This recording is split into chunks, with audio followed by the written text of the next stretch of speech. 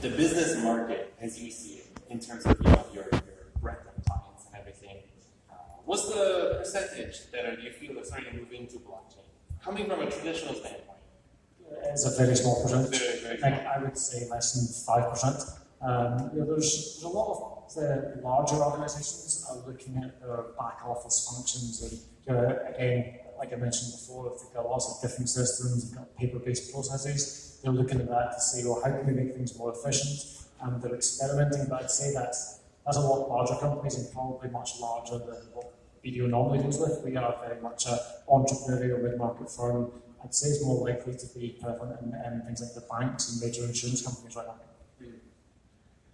So then, we have a question. So I'm also a fellow auditor. So I just have a question. So for my understanding of the blockchain, one of the purposes would be like the disruptive of the governance.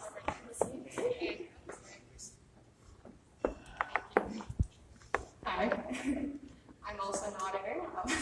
So I was just wondering, since that's how I understand about the blockchain and then what we're talking about here today, is about the disruption of the governance, so getting rid of the banks, all the transaction fees and all the things like that.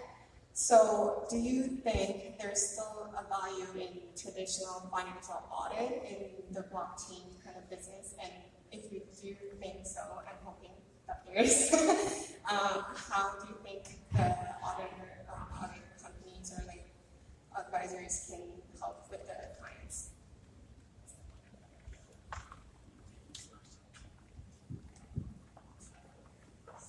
That's a great question, and I'm glad you asked it, because I do hear a lot of people saying blockchain is here, accounting firms are dead. And I'm biased, but I personally disagree with that. There's a lot of transactional based work that we do. Number A agrees to number B. And that's going away for sure, but that's going away whether it's through blockchain, or whether it's through automation or something else. And we've done this for years, and we're preparing for that. A lot of the work we do is not just making sure number A agrees to number B. There's a lot of judgments, there's a lot of estimates, there's looking at things like brands, and there's generally business advice as well. So I think the answer is yes, there's still going to be a role for an auditor who intimately knows a business and then can advise those businesses based on the pain points they have. But the nature of what we do will need to change, and the type of people that we hire will need to be different. I think we need to hire a lot more technical, IT-minded people than simply people that come out with maybe a finance degree and no technical background. I think there's probably a place for both. So we're looking at that right now. I don't know what time frame that'll happen, but I think for sure the practice has to evolve. But I will stay at the club of what we do. And I know there's probably people in this panel that may disagree with that. So I should maybe open that up, because I've heard the exact opposite a number of times. No, that's almost like, saying auditing completely disappears in some ways can be a little bit like trying to predict singularity. Maybe it does, but I think there is a very strong possibility, like you said, that automation will continue. It'll start to scale down a lot of the roles. It'll reshape the roles, and it'll reshape the businesses associated with that. So it's very possible that auditing actually becomes a gig economy, and you're more like a very specialized technical forensic auditor, and it starts to look a lot like the presentation that we had today from QuantStamp on trying to audit a smart contract, but instead you're auditing the transactions on a digital ledger. So I think I'm really agreeing that and then that might be a bounty job, where this account, because it's a fairly public ledger, just got flagged for audit. Pool of approved auditors, who's up for the bounty on this one, or who's up for the gig on this one, and the pool of approved auditors is being curated by a token curated registry of like somebody. I mean, I'm being a bit fantastical here, but like you can see how there could be some potential reshaping, but maybe not a complete elimination.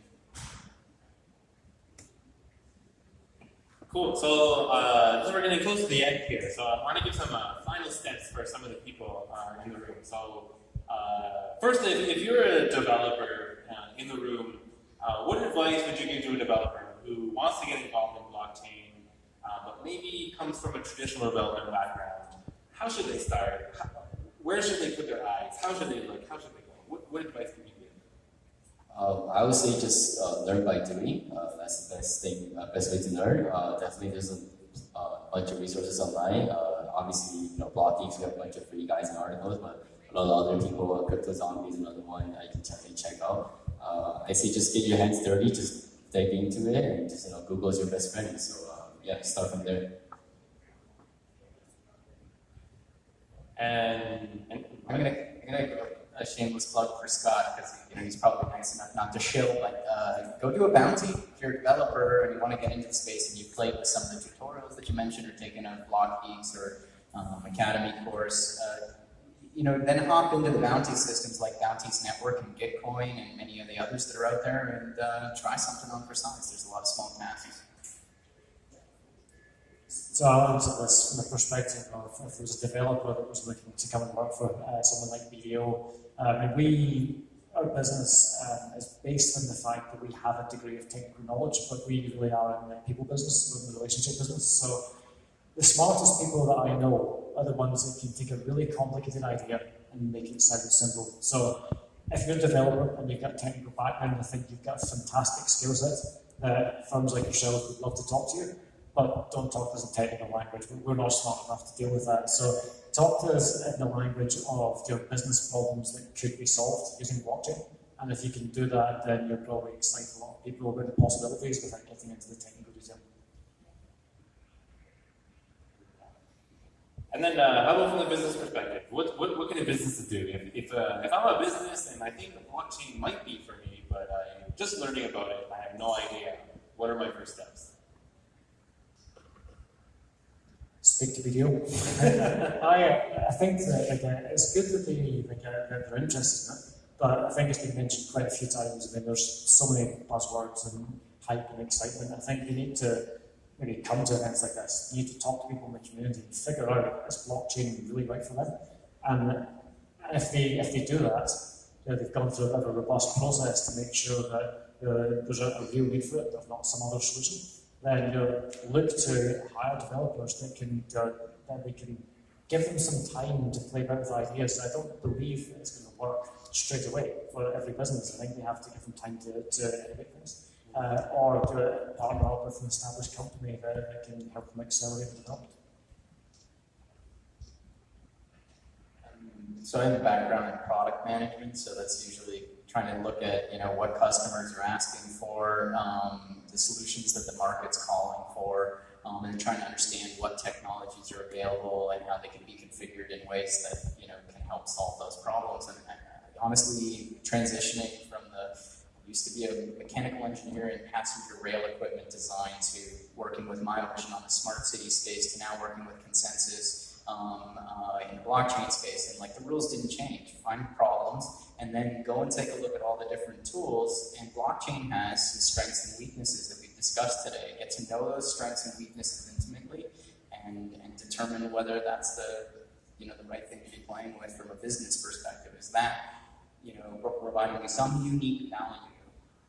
This blockchain is a unique and novel thing in certain ways, and it's very rickety and new in others. Is the unique value impactful enough, given the things you're hearing that the world needs changing, that the current solutions are just not currently capable of solving, or the current business models are not solving?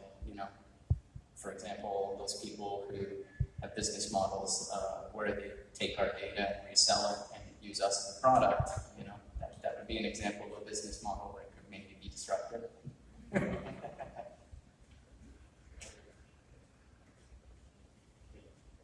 I think another important thing is getting involved in the community as much as possible and building a social map in the space and finding the people who will help you and are trusted and can give you the right advice.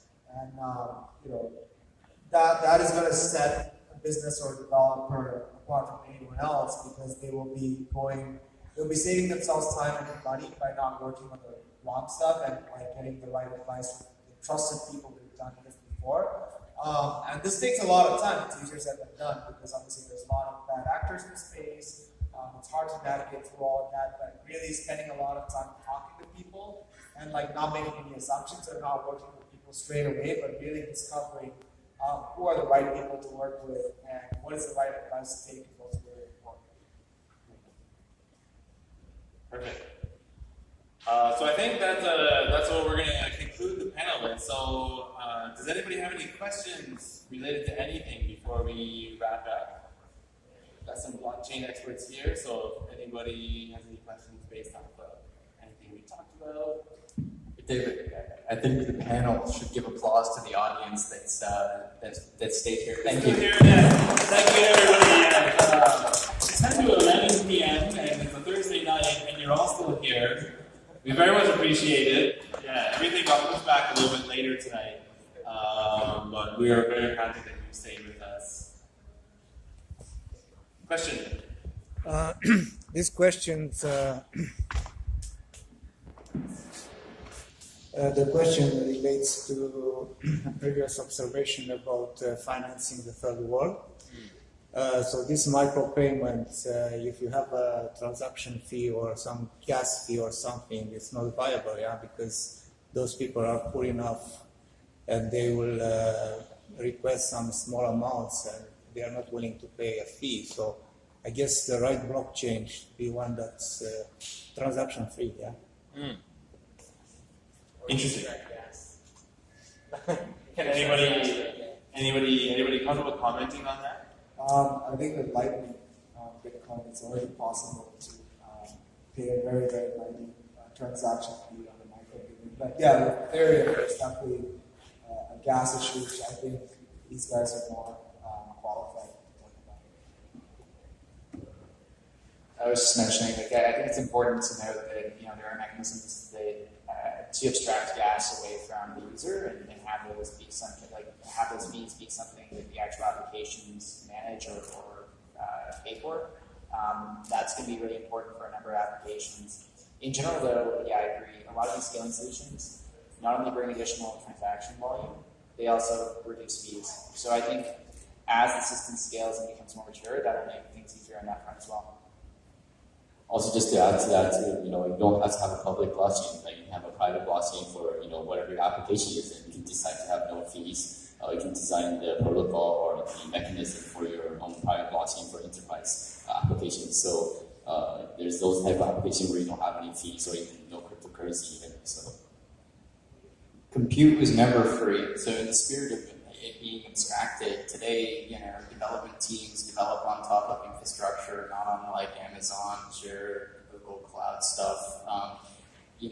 The software SaaS stuff, this is being paid for effectively. We already live in a world where gas is abstracted. So I think sometimes there's just a bit of a fixation on the fact that there's a fee in this decentralized system to incentivize all the little computers across the globe that are lighting this thing up instead of the server farms at Amazon and other places. But, it's very likely that it will feel the same. The only thing to add is I know there was a pilot project in Kenya fairly recently that IBM have been involved in, and the interest rates were fairly low in the 4 to 6% range. And I know that IBM is working on trying to automate and digitize all lending process to bring these transaction fees. Not sure exactly what they were, but there was a project to bring it down to as little as possible. So it seemed to work well. And in this pilot project, it was for food stall owners, and the profits increased by about 6% over the kind of 12-week period they run it. So it was obviously working out well for them. Any other questions?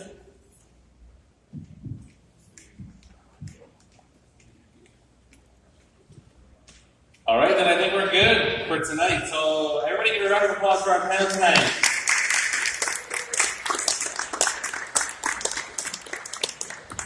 And I want to thank you all for coming. Like I mentioned earlier, Waterloo is a very special place. We moved our office to Toronto. Toronto is where a lot of the action is happening in crypto, and there's a lot of businesses and a lot of things lot more people. But at the same time, you're also dealing with a lot more BS and a lot more crap in Toronto, and it's a lot more spread out and diluted. I feel like Waterloo has a very special ecosystem here where we have a density of engineers and people who are very passionate about things and are working towards a better good.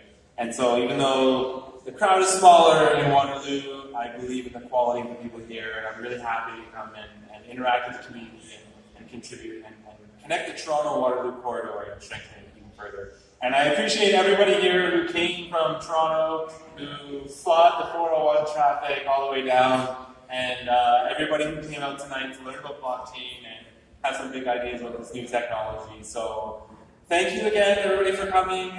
Safe drive home, and I hope to see you the next time that we throw this event. Have a good night. We'll talk to you soon.